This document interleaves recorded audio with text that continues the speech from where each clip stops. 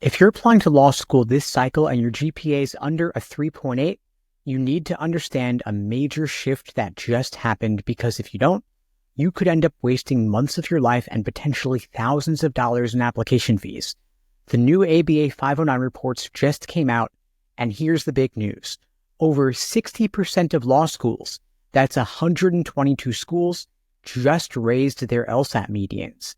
Many of them didn't just nudge those medians up slightly, some actually skyrocketed into ranges that would have been unthinkable just a few years ago. It's a massive shift in admissions that no one was really ready for. And if you're hearing this for the first time right now, congrats, you're way ahead of most other applicants. Today I'm going to break down what's changed, why it's happening, and how you can still thrive in this tougher than ever environment. First, for those who don't know me, my name is Steve Schwartz. I've been teaching the LSAT since 2005, and I personally increased my own LSAT score from a 152 to a 175. Now, I've been working in admissions for a long time. I've worked with students who got to T14 schools, full ride scholarships, and even successful non-traditional applicants who rebuilt their academic profiles after graduating college a decade ago or more. Now, over the last few admissions cycles, we've all seen incremental shifts in admissions metrics, but what's happening this year is totally different. For example, last year I had a student with a 3.75 GPA and a 173 LSAT who is safely above the medians at a certain top 30 law school. This year, that same 3.75 is suddenly below the medians for the exact same school. That's not just surprising, that's actually shocking. I have never seen such a broad-based sweeping elevation of GPA medians across so many programs.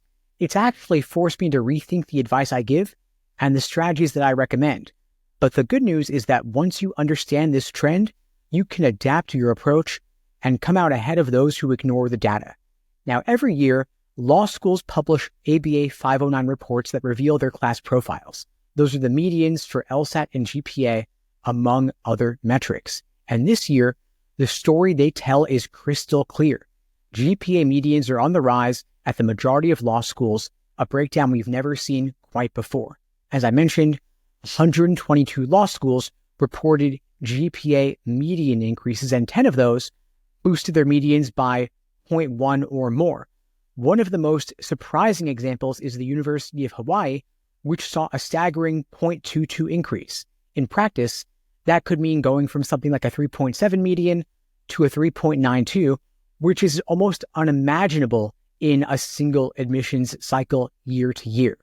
Now, what does this mean for you as the applicant? It means that what would have been a comfortably above median GPA last year now places you well below the median this year. So if you were targeting a range of schools based on old data, you might suddenly find yourself on much shakier ground. Now, we've got to ask, what's driving this near universal spike in GPA medians? There are three major factors at play. The first, of course, is undergraduate grade inflation. Over the last decade, undergraduate institutions have been gradually awarding higher and higher grades. A's are more common, B's are virtually a given, and as a result, GPAs have crept upward. Law schools now have to recalibrate what it means to have a good GPA in this environment, because as more applicants present near perfect records, the median inevitably climbs. Of course, the U.S. News rankings, overall selectivity, and institutional prestige still matter a great deal, leading to competitive pressures between law schools. Schools know that prospective students compare medians, and so by raising their GPA medians, schools appear more selective, more elite, and this allows them to potentially attract stronger applicants the next cycle. It's a competitive arms race where one school boosts their median, the others feel pressure to do the same to keep pace. Now, all of this might sound intimidating, but you got to understand that this change affects every single applicant. And so, if you are applying with a GPA that was once considered safe for certain target schools, you may now be below the threshold. Even if your GPA is strong, you're competing now in an environment where everyone else's GPA looks impressive too. So if you've got a GPA in the 3.8 range, which was once considered a golden number, you might find that you're now not quite as special as you were before. And if your GPA is below that 3.7 or 3.6 mark, it's more important than ever to compensate with a killer LSAT score. And that's the silver lining here.